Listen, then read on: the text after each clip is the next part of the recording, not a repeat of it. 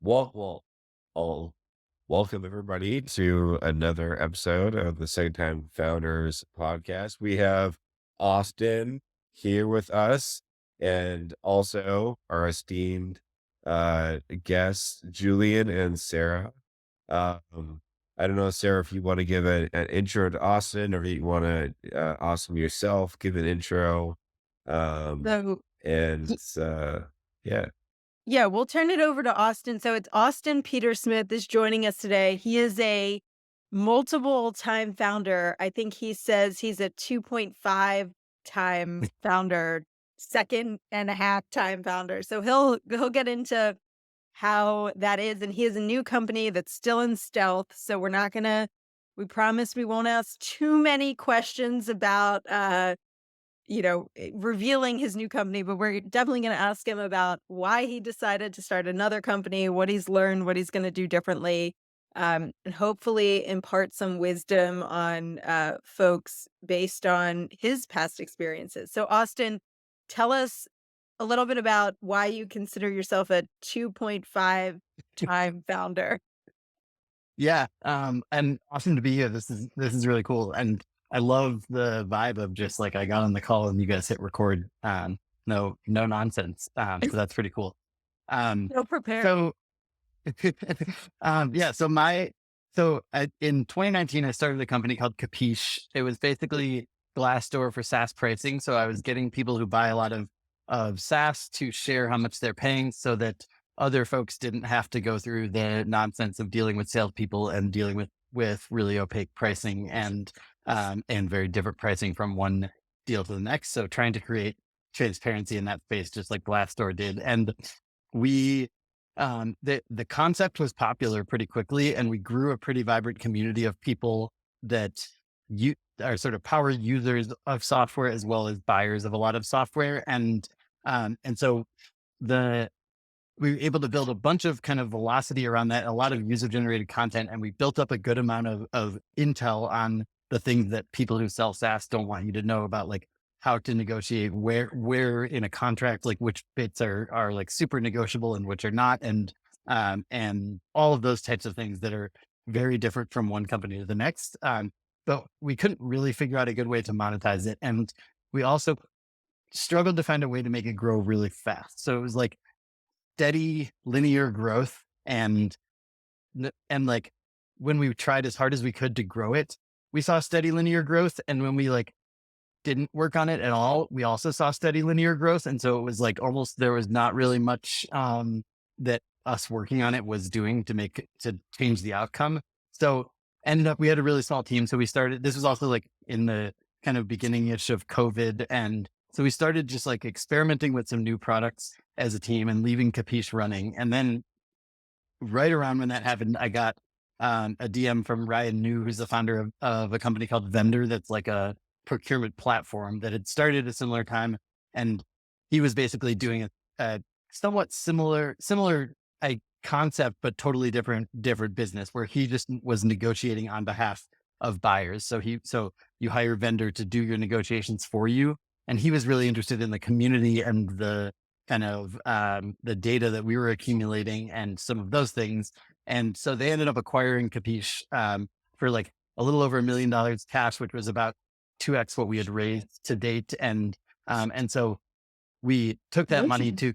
to continue to build, like we just did structure it as an asset sale, and then used that as some funding to continue to experiment. And so ultimately, like it into my next company was really the same corporate entity, but then we built something totally different. And so that's why I was kind of saying that it was like I'm a 2.5 ish founder.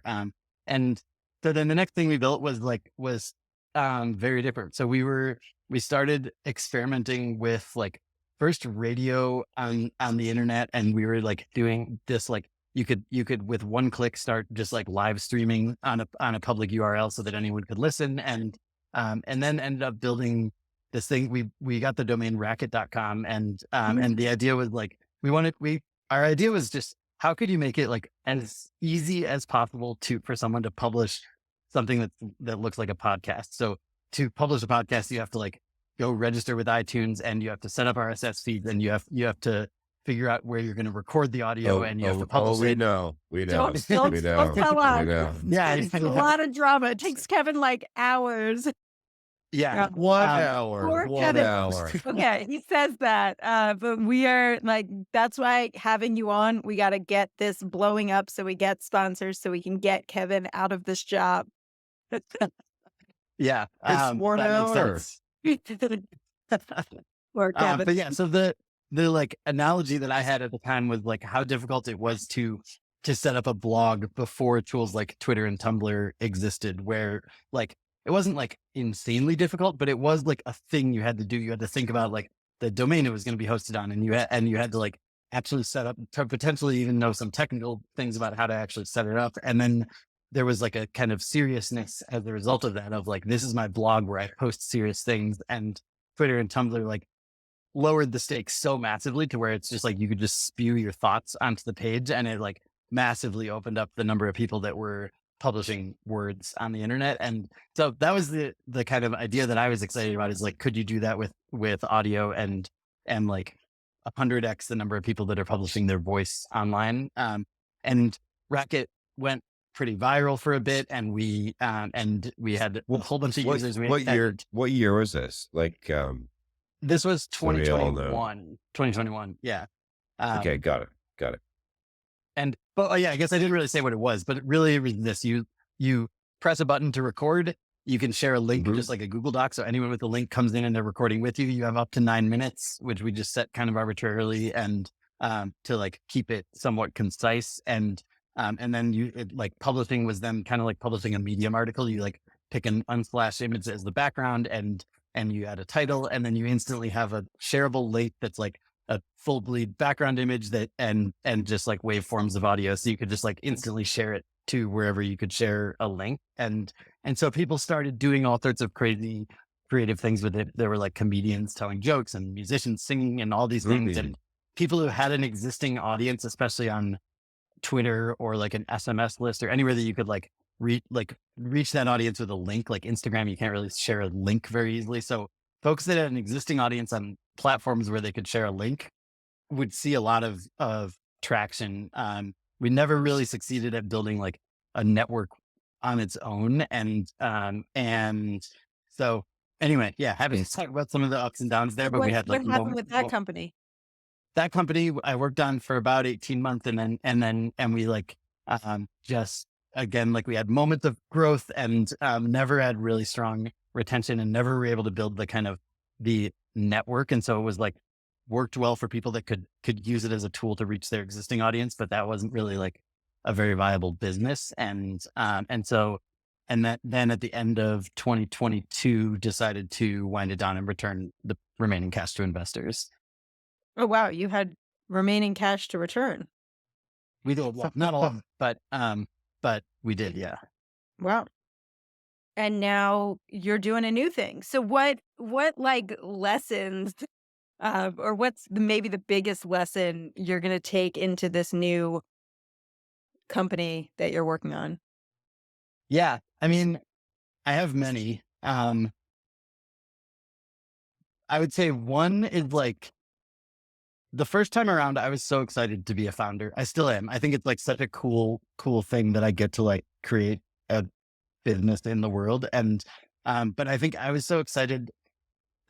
I was too focused around the idea of like, oh my God, now I just like have a company, and I wanted to do things that made it feel like I had a company. Like I was excited to grow the team and to just like all sorts of things that like didn't actually matter nearly as much. And now I'm like as like gone 180 on it, where I'm like, I want to keep the team as at every single stage, as little, as small as it possibly can be. And I only want hiring to be like a tool to, it's our job at any stage.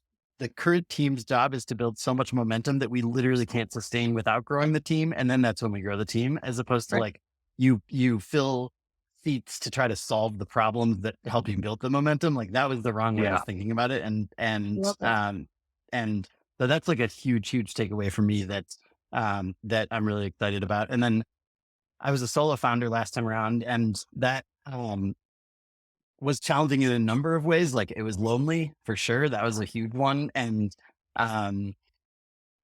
Another one is, so I'm like technical-ish, but not like super technical. And I thought that because I know tons of developers and I am somewhat technical and I'd been in Silicon Valley a long time, I thought that like recruiting technical talent wouldn't be like incredibly hard for me. And it was like ridiculously hard. And I have learned that like which maybe this is obvious, but like having a super, super strong technical founder on the team is just a pretty necessary condition to be able to actually hire great technical talent in the beginning, because the best engineers have so many options and there has to be some crazy X factor for them to choose to join like a 4-person startup. And that is usually going to have to be like one of the founders being a person who is like so strong technically that they want to work with them. And I have an awesome co-founder, Dave, this time around, who is that person who I've known for 10 years and I worked for previously at a company called Assembly. And I know, yeah, I know, speaking of Assembly, I know the founder, Matt, oh, Dieters. oh, I'm cool. actually really, really great friends with him.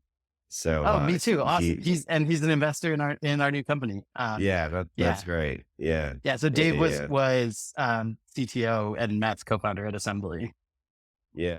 And the Awesome. one thing that Great. I would say, oh, hold on, just one point, Julie, is that like being in Silicon Valley or being just in tech in general, like, I think that like one of the things that people really learn, and Austin, it sounds like you learn this, is like building a community of people. It like is like so important. Like you don't know when your paths are gonna cross. You should continuously like try to provide value to them.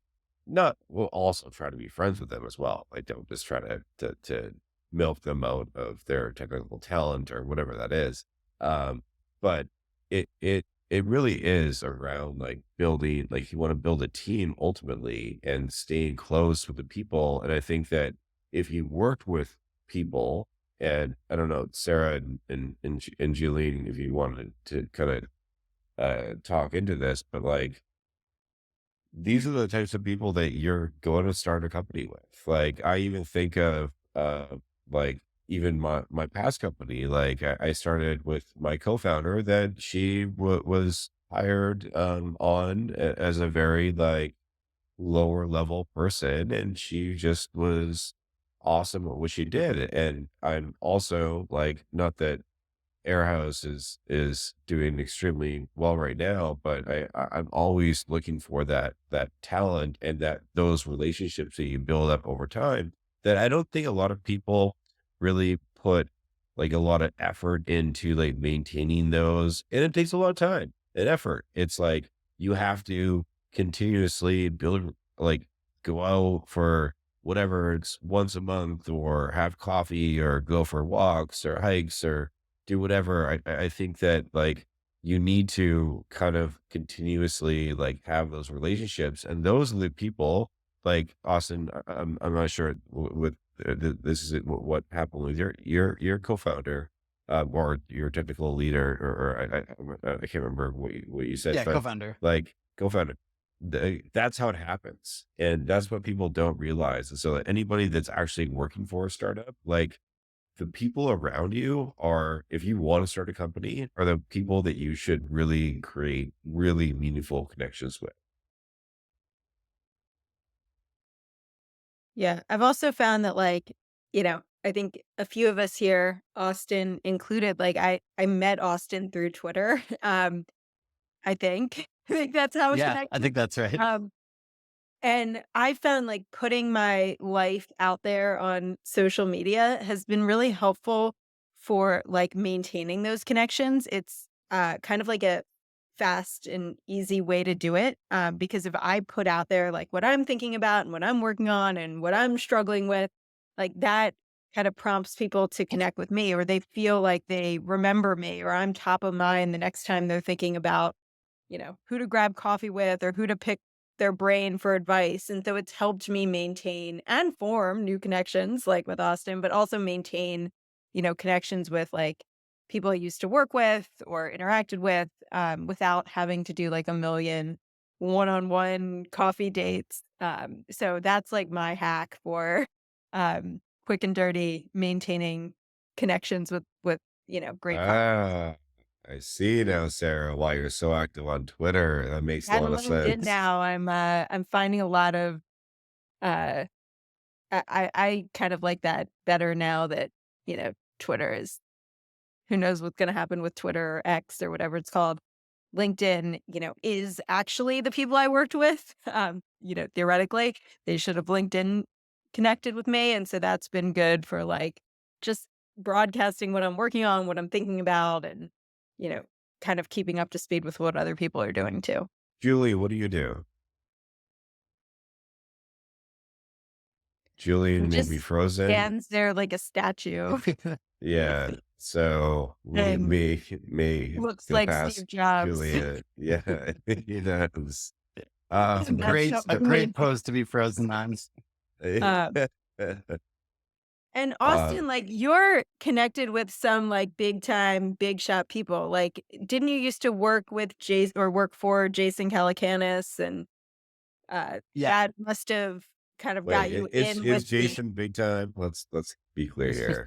well, I mean, in the tech world, maybe not in the like outside world, though now the all in pod has, kind of become mainstream. So it Yeah. seems All in pot is pretty big time. massive.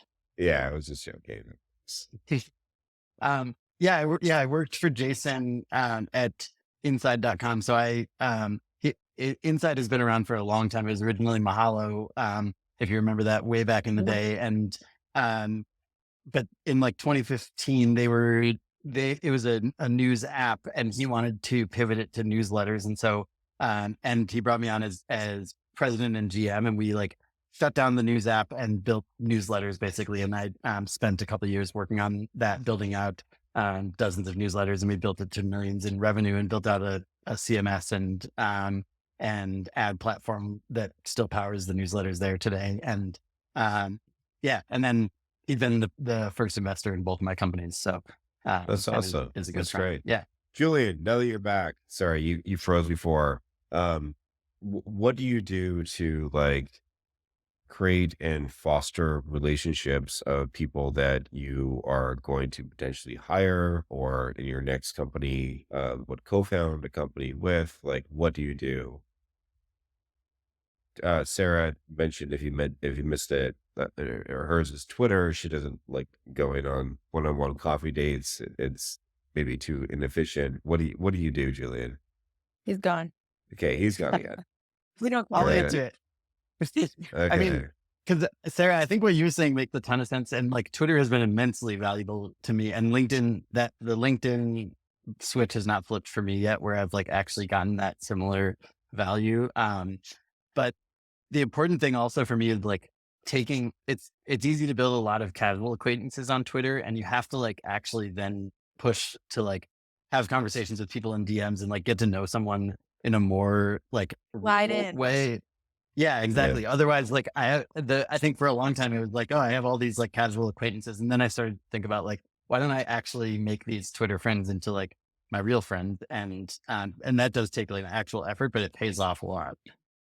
Julian, you need to talk because you keep on cutting it out. So what do you have to say?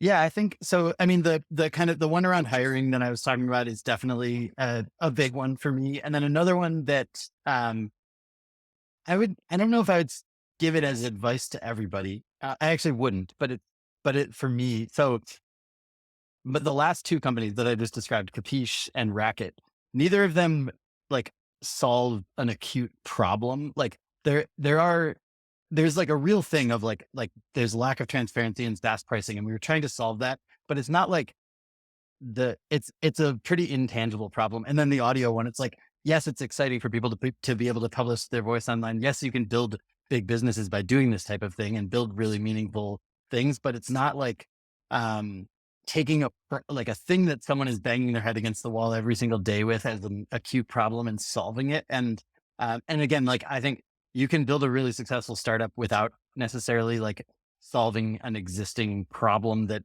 is acute and specific. But I came away from my past experiences craving the clarity of like, this is a problem. We know people in this case with Howie, it's like, we know people in the workforce, knowledge workers have this problem. Many of them have it. There's lots of different flavors of it, but it is the same problem that a lot of people have. And we every day are going to be working on trying to solve that problem. And I, I believe that clarity is going to be, I'm like at the really early days. So I'm like, maybe I'm just like naive now, but I really, really craved that clarity last time around where like, it's like when you're building, like the Capiche was like a user generated content community site. And so it's like every day, how do we get more traffic and more people here? And it's like, it's just it's, I don't know. Yeah. There's the clarity with like just knowing this is the problem that we are here to solve. And so that is a huge one for me. I could not agree with that more. Yeah, it's like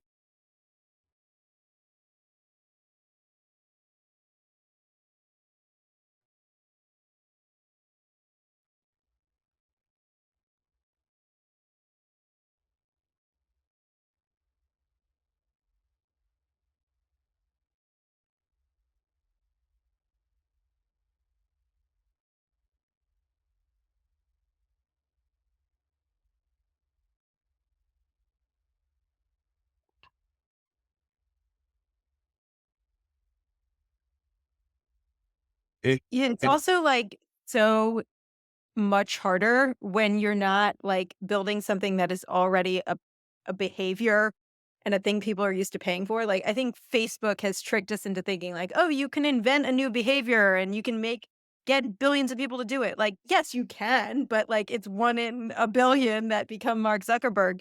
It's much easier if you find something that people are already doing and they're already paying for, or businesses are already paying for, but it's really suboptimal and you can come in and just make it a lot better and steal that line item off the budget or get money from something people were wasting on something else, like then invent a entirely new behavior. And that's the thing whenever people come to me for advice, I'm like, you know, how do I build a great parenting product? A lot of these like products are like nice to haves, but it's not things that people are already behaviors they're already doing. Like fix a thing that people are already struggling with and paying for help with, and you will Mhm. be so much better off. And that's why, Winnie pivoted into the childcare market from like this general multi-purpose like parenting app, because that was not a thing people were paying for versus like childcare. It's a problem. Everyone struggles with it.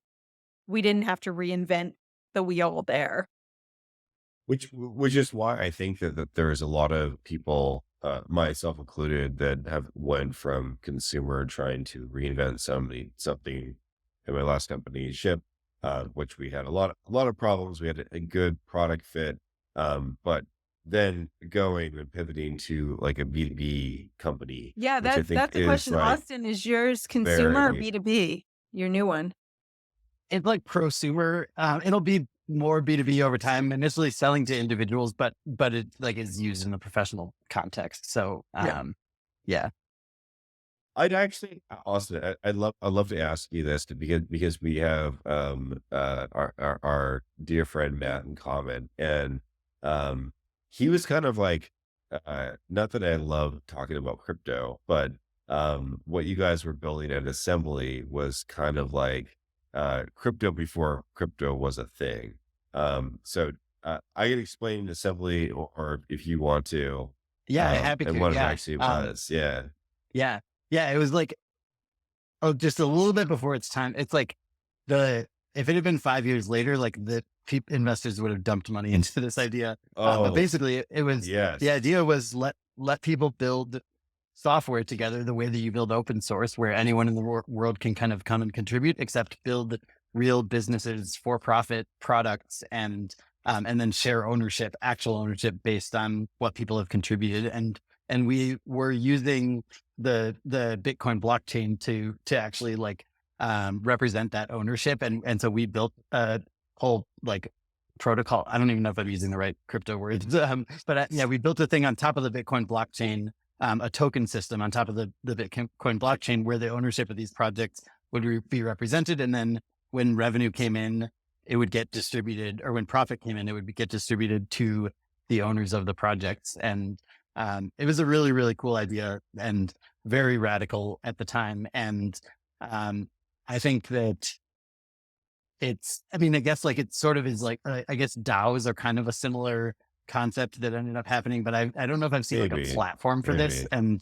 And the challenge that we had was just that it, the, I, it drew in a lot of like idea people who are like, just here's my like app idea that's going to be amazing. And I'm here to assemble it to try to find someone to help me build it. Right. And so I think if we had like actually maybe focused less on the profit element and just drawn in people who were interested in building stuff and then, but like still represented the ownership in a new way, then it actually could have like played out differently. But I don't know. Yeah, it was a really, really cool idea Yeah. and And, was super and, fun to work on. and the reason I wanted to just even to mention that, I think that like that idea was definitely before its time. Like if it was like peak crypto, and everybody on this podcast knows how much I hate crypto. Um, but I think that was like a really interesting use case as far as there's a bunch of developers, it's all open source, and you basically like create a for-profit company, and however much you have contributed, you get those profits out, which is kind of like a really cool, interesting idea. But also that was like before its time. So that was probably 5 years before crypto took off. And yeah, I think Austin, you're right. Like if it were to have been created during the crypto craze, like Matt would have raised a shitload of money, and it I still probably don't know if it would have worked, but investors would have been more interested yeah, in it than they were. that that was my point. I still don't think it probably would have worked, but maybe it could have. Um, but also, timing is really everything in like when you're really trying to build something, and it's so hard to time the market. Like, thinking about like now the latest and greatest like AI, like if you're working on AI, and we want to give people here advice as far as like for second, like we're supposed to be second time founders and we are, but like timing is so important. And so like AI, like you could have been working on it like 5 or 10 years ago, and you could have had the exact same solution that like now somebody else has actually like taken a hold of. But it really, you have to time the market, and it's really, really important to do that, even though you may think you have a really amazing idea.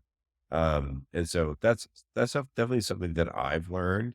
And I'd love to kind of turn around to you guys as far as like timing on things that, or being in like the like for me and Julian, like we were in the timing for our last companies, like we were in the height of it. And both of our companies, I'll speak for myself, like they did not work out. And also I'd say like AI right now, there's going to be so many, I actually just got a response from an investor today. It's like, we're only investing in AI companies. And like, there's so many companies that are just not going to work out. But the whole like power dynamic as far as the investors, they want to invest in the companies that are going to like 50x the fund, they still have to take those risks. So as an entrepreneur, it's very dangerous to kind of get into that hype cycle. I've also found though that like tying it to the current thing, the current trend does help answer the question of why now. It may not be entirely true. Like the why now may be just because you're deciding to do it now, but it can be helpful when explaining it to investors who have to, then pitch the deal to their investment committee. When we raised some funding after the pandemic, we said, okay, our why now is like childcare providers and parents are now more, used to making childcare decisions online. They're trusting the internet.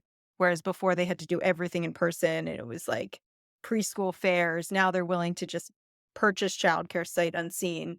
And this is a new behavior. And this is why now we think is the time to really double down on Winnie. And I think that that helped. Now, I don't know that it was entirely true. Like, I think we also had been working on the problem for a long time, and the reason we had that traction was because we had spent, you know, 5 years on it prior to the pandemic, not just all thanks to the tailwinds of COVID. Um, I think it really does help simplify it for investors at least. So I would, like I said before on a prior episode, like I would encourage anyone fundraising right now to have AI as part of their pitch.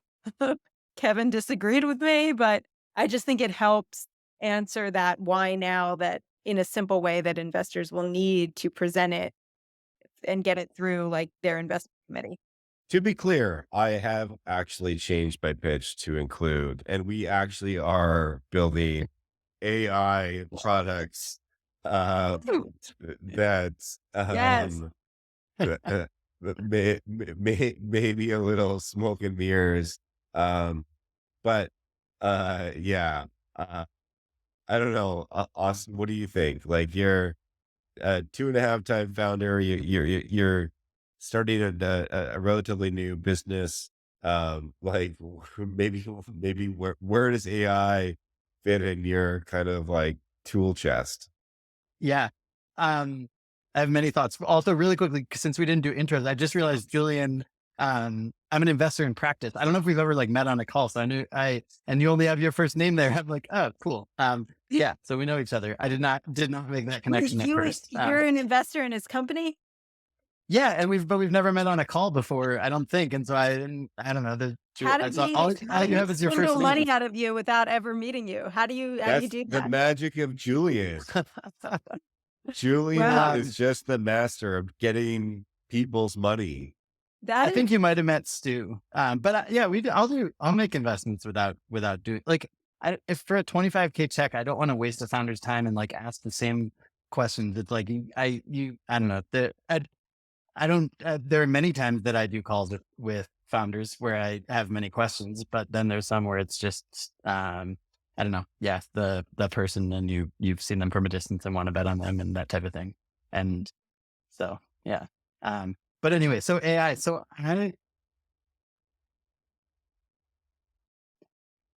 yeah, but That's true.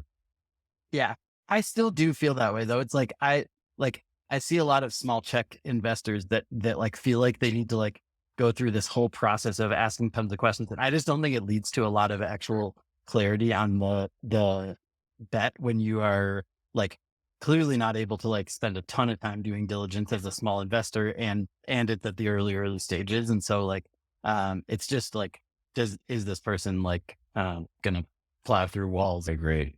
Um, but okay, yeah. So the AI thing. So like, to me, there's just a very clear difference between like actual technological like platform shifts and then trends, but these things get conflated. So like crypto is one where it's like, yes, there is new technology and there are some new things enabled by it, but most of the things that were being built in the crypto boom were not like fundamentally like things that could not have existed years before. And like mobile is a totally different example where it's like the advent of mobile meant people could build software that did things that just you literally couldn't do a couple of years prior. And it Yeah. unlocked like amazing things. And so I think like if you're considering like jumping on a cycle like this, that's a really important thing is like, is there something really exciting for me to build that solves the problem and that was not possible? And so my new company is, is a product that has been tried before, like in 2016 and was incredibly difficult to build. back then, and is still technically hard to build, but is newly possible to build now. And so like this is like a question that I've thought about a lot, and it's not like how do you follow the like if anything, I think my last time around raising capital was too easy. And as in like I should have had to prove more so that I could have like I would have had more success almost if I was forced to prove more before I had to raise more capital. And so Yeah. I'm not at all optimizing for like, let's jump on a trend so investors dump money into this thing. But I am very excited about like there is technology that we can build that we literally couldn't have built 18 months ago and that solves a real problem. And that is super exciting. And so that's how I think about these things. And I do think there aren't too many moments like that. Like there's been all sorts of like, I don't know, scooters was another like boom cycle that it's like, there wasn't really new technology that enabled you to like unlock scooters on the sidewalk, but tons of money got dumped in, tons of companies got started that were trying to do like their own flavor of that thing. And, but there aren't too many moments like this where it really is an unlock of like fundamentally new things. And I personally do think AI is that. And so I think there's maybe a tendency to be cynical about it because the most recent one was crypto, which really didn't lead to like almost anything interesting being built. But I just like don't want to conflate the two. Yeah. Okay. So I have two questions for you. So one, what is the stealth company? And We're going to have two, Austin back on, by the way. He's promised me he's going to come back after he launches and share his company. and two, why are you using AI? I mean, I'm joking. yeah, no, but I will give tell it you why we're using real. AI is we're using AI today for, Actually, number three would be, why are you stealth? I mean, we're like a few weeks in and and so it's not like going to be a long drawn out stealth kind of phase, but I don't know. I haven't said publicly anywhere. And I think you guys are awesome, but I just like didn't want to, I don't know. I didn't even like talk to the team about that I was going to like go on this podcast. So I just didn't think this is my moment to like do the first moment. No. In a few weeks when you're ready. Yeah. Where you launch. No, Get but the whole team on, get the lunch. no, well, please do let me do it. No, but also for me, so for Airhouse, we were stealth for almost 3 years, and we actually created like fake names at a different site because we had competitors that were going after us, and so like that was the reason. And also I had some like people that were following me from Shyp, and so like, I didn't want to like get them onto what I was building, and that may have been like a wrong decision or right decision. I actually am curious on just, and it may just be too new is the answer on stealth, but I'm always curious on why people go the stealth route versus just kind of either just like building it and not saying anything and then just launching it versus like, I'm assuming you're doing some stealth, like you have a product in market and you're under some like pseudonym or something like that. Is that the case? That you're no. So, I mean, we're like 6 weeks in here. And so we do have like a sort of working product. If we weren't recording and publishing this conversation, I would talk to you guys about it. So like, I haven't been like secretive about it in general, but I also just haven't like, yeah, no, we don't have a landing page. I was just yet, curious. And, Yeah. And so, yeah. And then why or how we're using AI, I think was one of your questions. And it was kind of primarily for parsing. We're not using an LLM to generate words, but we are using an LLM to extract meaning from words. And that is, again, something that the way that we're doing it would be very, very, very difficult a couple of years ago and is like trivial today. Yeah. And I think, I mean, I jotted down some notes when Sarah said that one of the things we'd talk about was like lessons that I'm applying this time around. And one of them that's kind of relevant here is like, I was successful last time around at building like hype and going viral, driving traffic, like playing the Hacker News game with Capiche and all those types of things.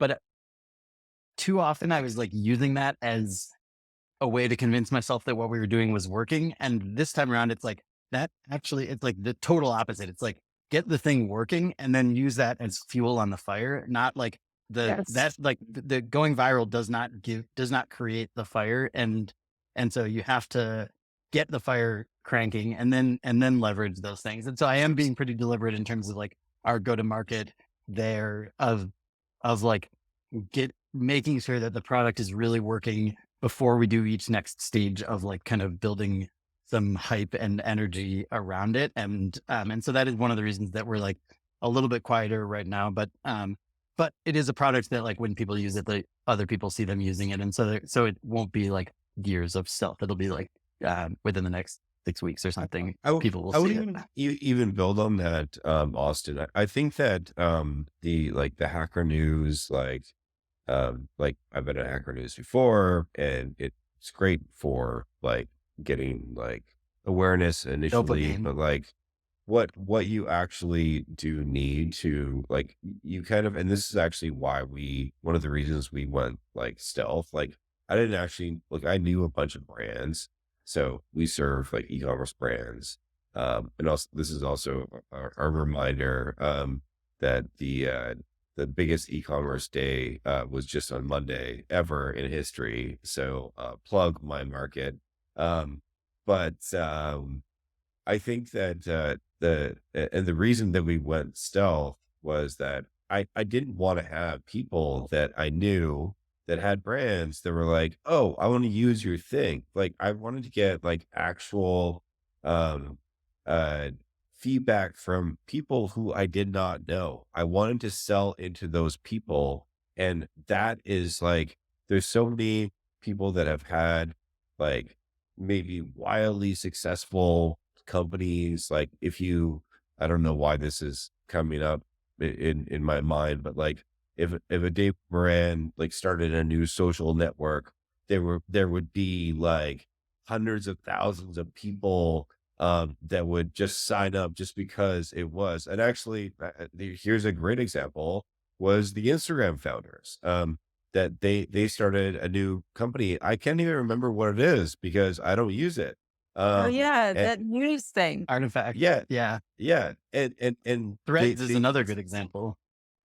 yeah, and they use their kind of like their previous examples of success to then drive people just to think that this thing is going to work. But what you actually want is the opposite. You want to create um like uh uh distribution channels that can really scale, um, that are not like even press to a certain example like that can't scale. Like that can kill you, to be honest, like as it took down lots of companies, but like press really can't scale at all. And right now, press is like tech press is just so hard to even get on anything.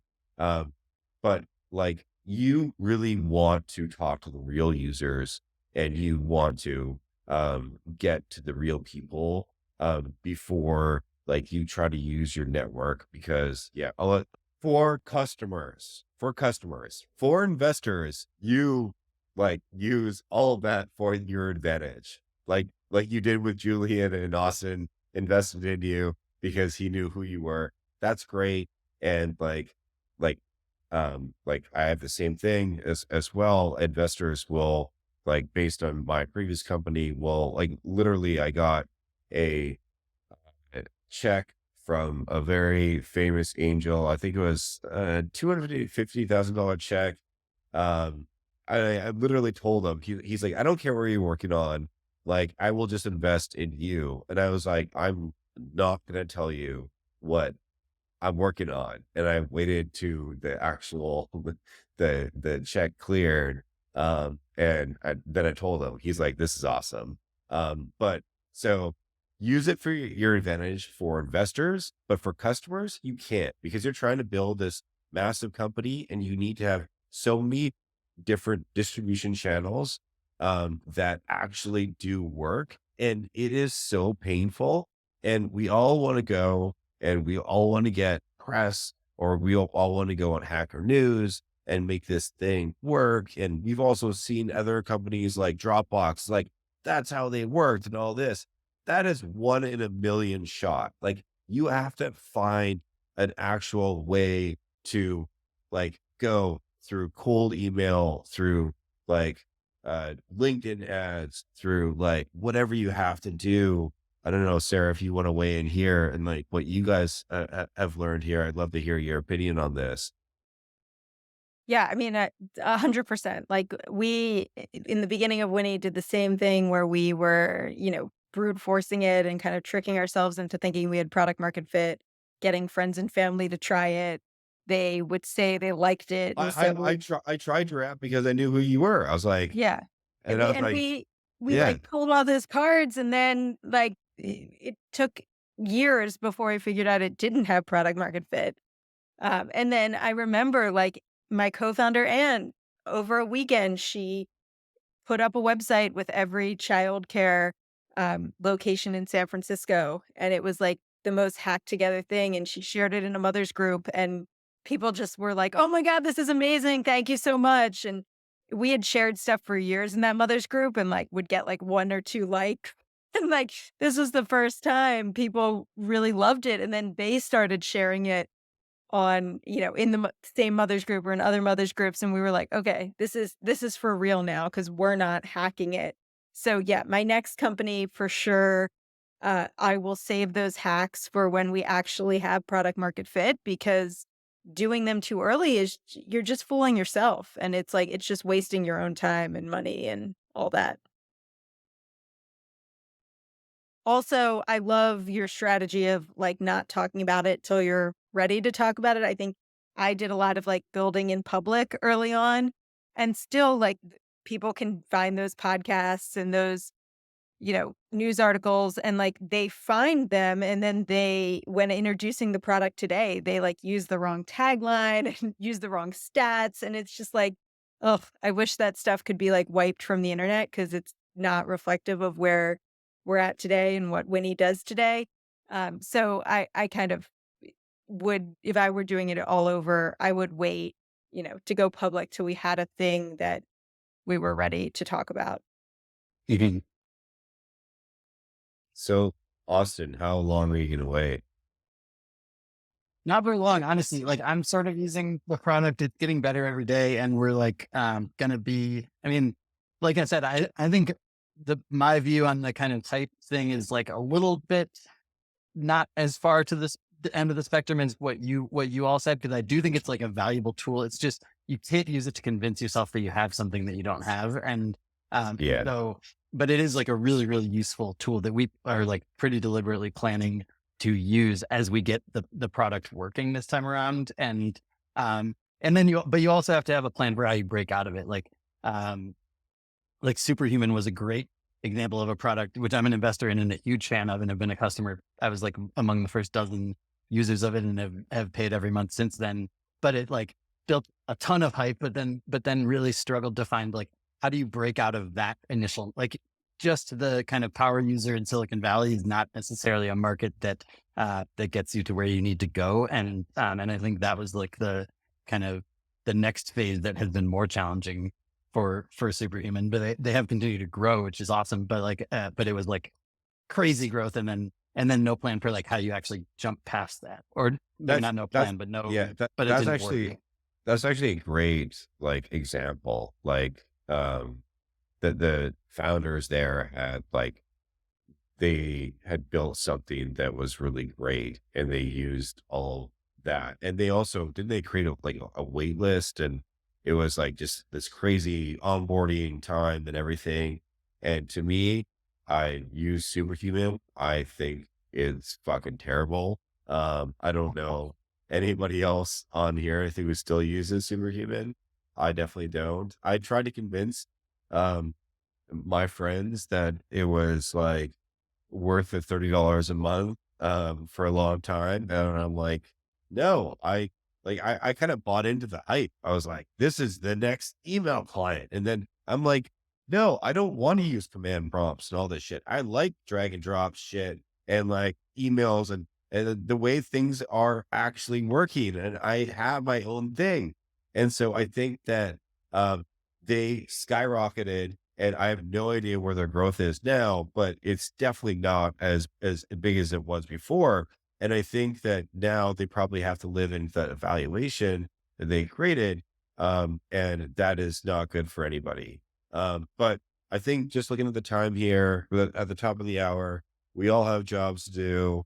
I'm on the eve of the second day of the biggest e-commerce day ever. I'll remind everybody, e-commerce is on a tear. Buy your favorite Shopify store. And if anybody else wants to end on anything else, if not, we'll thank Austin for your time. Anybody else want to plug anything else except for Austin's stealth project that we'll see soon? I have 3 No kids hitter. with hand, foot, mouth disease right now, so rapping is good. How are Oh my you seeming that you're like you don't seem sick at all? I don't have it yet, at least. Stay in But there. Don't go near them. I Yeah. know, but I need to switch right now. So All right. Yeah, All well, right. Well, your kids. well, yeah, thank That's you. end horrible. edit on this. Thanks everybody for listening. Rate this podcast. Thank you so much for Austin for joining us, and we will see you next time. Thank you guys. This was really awesome. Make sure it uploads. Yeah. Okay, what do I do? Just